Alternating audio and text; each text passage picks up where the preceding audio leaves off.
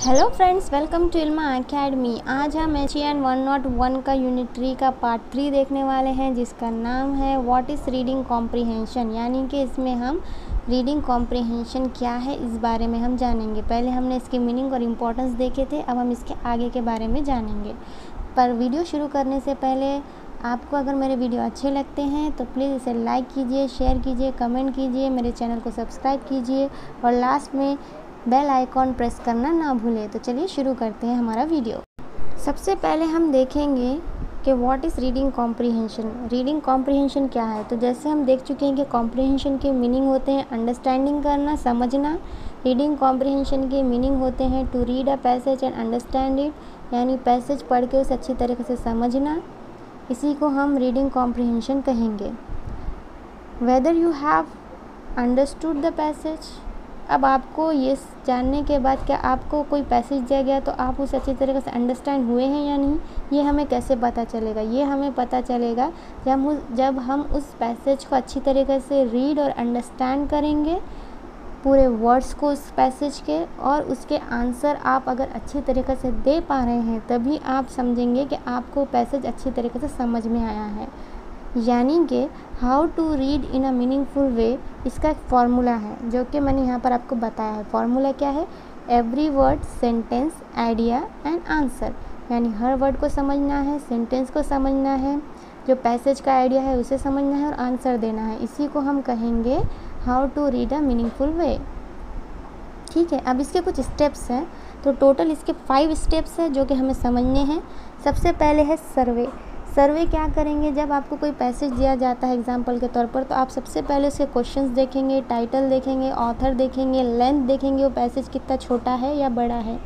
Second में जो है वो क्वेश्चंस, यानी कि आप क्या करेंगे, आप खुद से क्वेश्चंस करेंगे कि पैसेज किस बारे में है, आपको यानी कि कितना समझ में आया है इस पैसेज के बारे में। अगर सर्वे करने के बाद आपके माइंड को आप प्रिपेयर करेंगे आगे के पैसेज को रीड करने के लिए। ठीक है, फिर उसके बाद हमारा जो थर्ड पॉइंट है, स्टेप है, वो है रीड। यानी कि जब आप पढ़ेंगे आप क्या करेंगे, जो वर्ड्स है उसको अंडरलाइन करेंगे और उसके मीनिंग अगर आपको समझ में नहीं आ रहे हैं तो आप क्या करेंगे, उस वर्ड के मीनिंग को गेस करेंगे। फोर्थ नंबर पे है री रीड। यानी कि आपको रीडिंग करने के बाद आप ये देखेंगे कि आपको एक्चुअल में पैसेज समझ में आया है या नहीं, जो अंडरलाइन वर्ड्स है वो समझ में आए हैं या नहीं। अगर नहीं समझ में आए हैं तो आप इसे फिर से उस पैसेज को रीड करेंगे। फिर उसके बाद आप रिव्यू करेंगे। रिव्यू के मीनिंग में आते हैं रिकॉल करेंगे या फिर चेक करेंगे आपके आंसर करेक्ट है कि नहीं, आपने करेक्ट आंसर दिए हैं क्या नहीं, लिखे हैं या नहीं। ये सारी चीज़ों को आप इस तरीके से कर सकते हैं। तो इसी को हम क्या कहेंगे, how to read a meaningful way. ठीक है, इस स्लाइड को मैंने 3 हिस्सों में तकसीम किया है। सबसे पहले है attempting the question on comprehension. इसमें मैंने आपको ये बताया है कि क्वेश्चन कैसे सॉल्व करने चाहिए, पैसेज की इम्पोर्टेंस क्या है। तो सबसे पहले है कि सारे क्वेश्चन कंपलसरी रहते हैं पैसेज के। दूसरा ये कि आपको पैसेज सॉल्व करेंगे तो आपको ज़्यादा से ज़्यादा मार्क मिलेंगे, क्योंकि ये बहुत ज़्यादा ईजी होता है। पूरे क्वेश्चन के जो आंसर होते हैं वो पैसेज में होते हैं, और अगर आप पैसेज सॉल्व करते हैं तो ये ज़्यादा स्कोरिंग मार्क आपको देगा। दूसरी चीज़ ये है कि पूरे पैसेज को आपको 15 से 20 मिनट में ही सॉल्व करना है, इससे ज़्यादा टाइम आपको नहीं देना है। यानी इसका मतलब ये है कि आपको पैसेज सॉल्व करने की प्रैक्टिस करनी पड़ेगी 15 से 20 मिनट में। जो भी आंसर है वो ब्रीफली देना है, बराबर पूरा फुल सेंटेंस में देना है। कोई भी क्वेश्चन का आंसर जो है वो ज़्यादा बड़ा नहीं करना है, जितना एक्सपेक्टेड है उस क्वेश्चन के हद तक सिर्फ उतना ही आपको लिखना है। हर क्वेश्चन को 1 मार्क रहेगा। आंसर जो है वो हमेशा सिंपल लैंग्वेज में देने की कोशिश करनी चाहिए और कॉपी नहीं करनी चाहिए सेंटेंसेस की। यानी जो पैसेज में सेंटेंस है डायरेक्ट वही आपके आंसर में नहीं होना चाहिए। सेकंड जो पार्ट है इस स्लाइड का वो है डेवलपिंग रीडिंग हैबिट। इसमें आपको रीडिंग हैबिट किस तरह डेवलप करनी है इस बारे में बताया गया है। सबसे पहले ये है कि आप स्कीमिंग और स्कैनिंग रीडिंग को ज़्यादा से ज़्यादा अपने अंदर डेवलप करने की कोशिश करें। स्टार्ट करें हमेशा शॉर्ट में और इंटरेस्टिंग पैसेज को ही पढ़ें। यानी जो भी पैसेज आप पढ़ेंगे वो कैसा होना चाहिए, शॉर्ट होना चाहिए और इंटरेस्टिंग होना चाहिए। फिर उसके बाद आप डिफ़िकल्ट पर शिफ्ट हो, क्योंकि अगर आप शुरू में ही डिफ़िकल्ट लेंगे रीडिंग के लिए तो वो आपको काफ़ी बोरिंग लगेगा। इसीलिए कभी भी रीडिंग आपकी हैबिट अच्छी करने के लिए इजी और शॉर्ट पैसेज से ही शुरुआत करनी चाहिए। जो थर्ड इम्पॉर्टेंट पार्ट है इस स्लाइड का वो है एग्जामिनर सर्च। अब आप पूरा पैसेज पढ़ेंगे, पूरे आंसर देंगे, लेकिन एग्जामिनर को क्या एक्सपेक्टेशन है आपसे, आपको ये जानना बहुत ज़रूरी है। सबसे पहले तो ये है कि examiner gives you a piece to comprehension, यानी कि एग्जामिनर जो है वो आपको पैसेज का सिर्फ एक पैराग्राफ देता है और क्या करता है, उसके पैसेज के ऊपर क्वेश्चंस आपको देता है और उसके आंसर आपसे एक्सपेक्टेड करता है, क्योंकि उसी जब आप आंसर देंगे तभी उसे ये समझ में आएगा कि आपको पूरा पैसेज अच्छी तरीके से समझ में आया है या नहीं आया है। तो ये तीन जो चीज़ें हैं, ये बातें अच्छी तरीके से आप समझ लीजिए पैसेज के बारे में। हमारी लास्ट स्लाइड में हम हिंट्स देखेंगे, समरी देखेंगे और किस तरह के क्वेश्चन आपके एग्ज़ाम में आते हैं वो देखेंगे।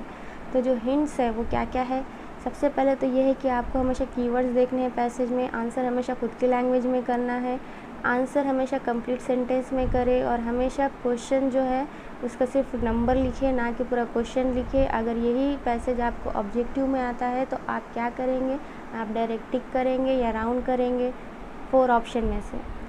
अब यहाँ पर हम समझते हैं पैसेज की गोल्डन समरी क्या है। सबसे पहले तो आप ये ध्यान में रखें कि आपको सबसे पहले पैसेज आते बराबर क्वेश्चंस को रीड करना है ताकि आपको हिंट्स मिल सके कि वो पैसेज किस बारे में। फिर उसके बाद पैसेज को रीड करना है। जब भी पैसेज को रीड करें फर्स्ट टाइम जो भी कीवर्ड्स है उसे अंडरलाइन करें। क्वेश्चंस आपने पढ़े हुए होते हैं इसीलिए आपको कुछ आइडिया होता है, तो जहाँ पर आपको लगता है कि इसका आंसर ये हो सकता है उसे भी अंडरलाइन करते चलें।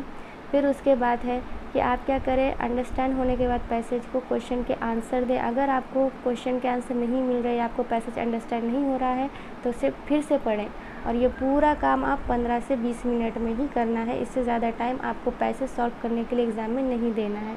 तो ये जो है ये पूरी गोल्डन समरी है पैसेज से रिलेटेड, यानी घुमा फिरा कर आपको यही चीज़ें बताने की कोशिश की गई है आपकी यूनिट 3 में। हमारे लास्ट पॉइंट में हम देखेंगे कि आपको किस तरह के टाइप के क्वेश्चन एग्ज़ाम में पूछता है। तो सबसे पहले ये है कि आपको इस तरह का क्वेश्चन आ सकता है कि write down the meaning of reading and reading comprehension, यानी कि रीडिंग और रीडिंग कॉम्प्रिहेंशन की मीनिंग पर आपको क्वेश्चन आ सकता है।